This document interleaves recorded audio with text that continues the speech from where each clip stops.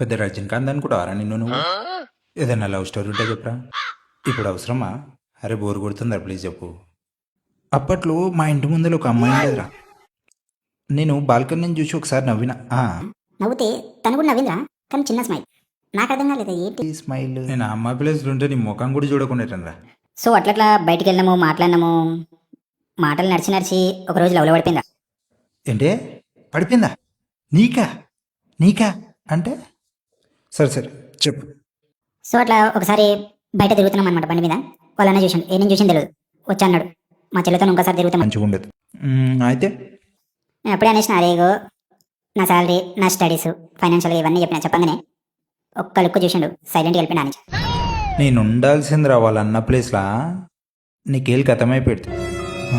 అబ్బా నిన్ను వాళ్ళ అన్నని కలిపి కొడతా పీకినోది. నెక్స్ట్ చెప్పు నెక్స్ట్ చెప్తాం ప్లీజ్. సో అట్లా అట్లా నడిచిందిరా మ్యాటర్. నడిస్తే ఇక వాళ్ళ డాడీ దగ్గరికి వెళ్ళిందిరా మ్యాటర్. వాళ్ళ డాడీ వచ్చి అన్నాడు, చూడు బాబు ఈ మ్యాటర్ ఇక్కడితో వదిలేసి మన ఇద్దరికి మంచి.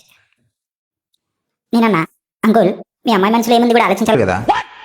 అరే ఇంకేం మాట్లాడుతున్నారు వాళ్ళ డాడీ? నేను వాళ్ళ డాడీ ప్లేస్లో ఉంటే అరే ఫస్ట్ అవన్నీ కాదు బాబు, ఫస్ట్ నేను దుబ్బే నువ్వు ఒకటే మాట. అరే నీకేమైతుంది అంతగానో? ఏమైతుంది కాదు, మంట, కడుపు మంట. ప్రతి ఎదవాకి అమ్మాయిలు పడతారు, నాకు తప్ప.